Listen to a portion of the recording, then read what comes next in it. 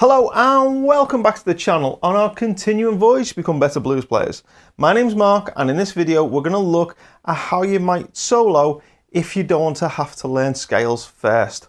Just a nice simple shape on the guitar that you can use that and you can solo over an entire 12-bar blues, and that's what we're going to be doing today. Okay, so first of all, let me show you the shape, or rather let me show you how you find the shape on the guitar.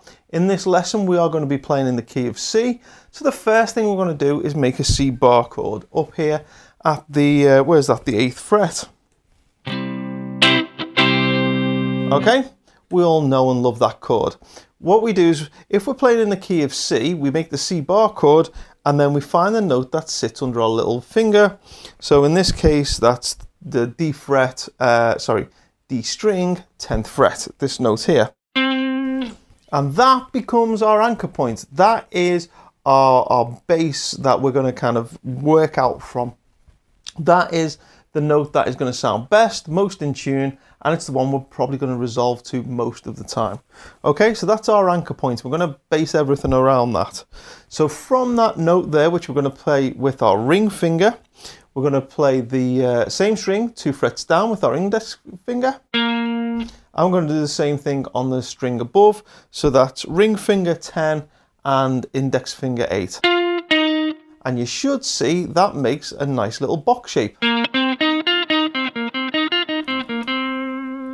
Okay, now a few things about these notes. This note here, our anchor point, that's called our root note, but you don't need to know about that because we're not worried about scales in this lesson. But that is the note that we've resolved to, and when you hold that you can give it a nice shake.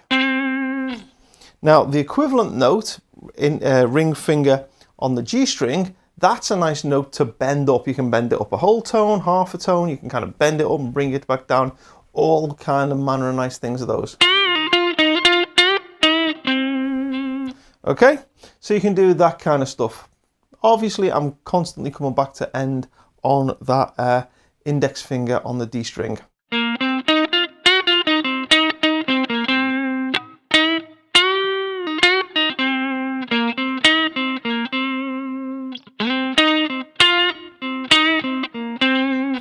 So you got all those kind of things going on.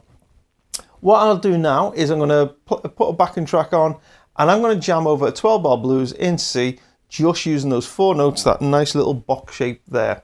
Okay, and then we'll come back on the other side and I'll show you some other ways that you can use this shape and kind of expand the sounds even more. Okay, so here's me improvising over a 12-bar blues, just using those 4 notes.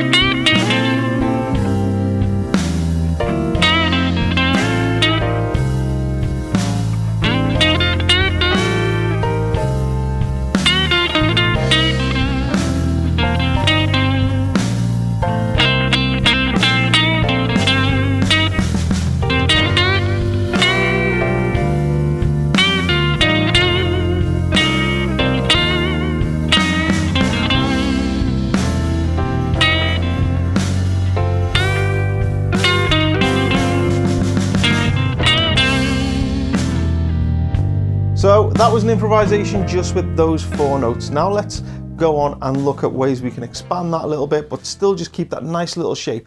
But before I show you that, please do like, comment and subscribe. That helps the channel. And also if you subscribe, you'll know when my next videos are coming out. Okay, so great thing about that shape is it's dead easy to remember. It fits nicely under the fingers. But there's another cool thing about it, which is it doesn't just happen in one place on the fretboard. It also happens here.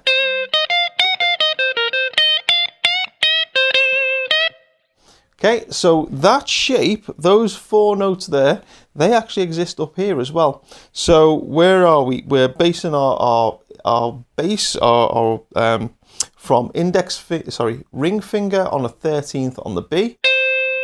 But we've also got the 1, 2 frets below that where our index finger on the B. And then we've got the same thing on the top E string, 13 and 11. So we've got on the B string 11 to 13 and on the top E string 11 to 13. And the same rules apply. With that note there, which is now on the top E string, we can bend that all over the place. And this note here, which is on the 13th on the B string, we can just hold that and shake it nice.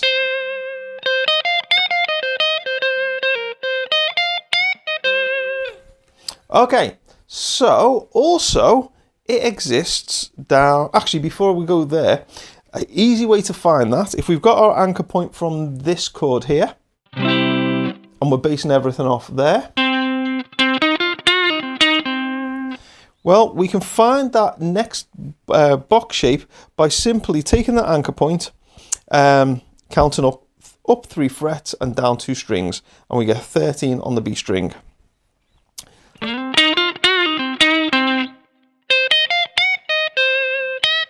Okay, and any lick that works in that box there also works in that box there, because it's exactly the same thing, just an octave higher. And one cool thing that you could try is play a lick in the middle box and then just repeat it on the top box. Sounds really nice.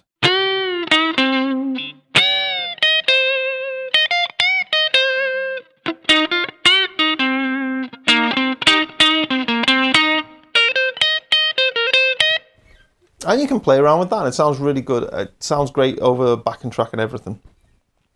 But it does exist in another place as well. It exists down here. And we find that by, again, taking our bar chord. But this time, index finger on the top E string, that's going to give us our anchor point.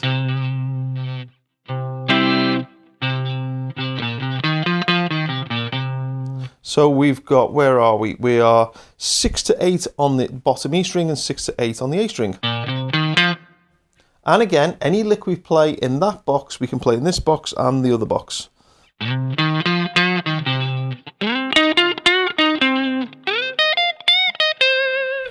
Because they're basically all the same. They're just an octave apart.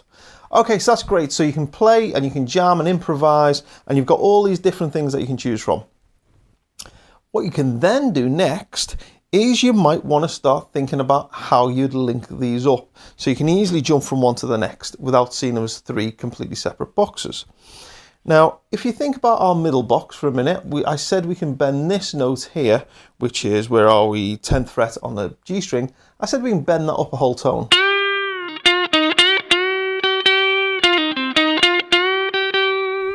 Okay, well that note that I'm bending up to is also this one here.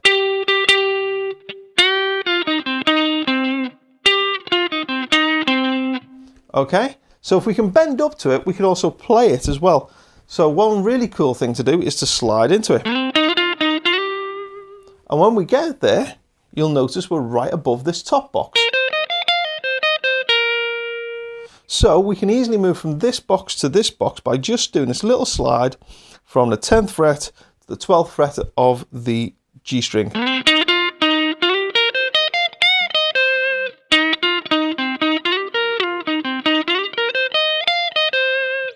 Isn't that nice? Now we've got these 3 simple boxes, but we can slide between them. We can do the same on the lower one as well. Again, the ring finger on the uppermost string, which in this case is the A string, you just slide that up 2 frets. And then you're right above the next box.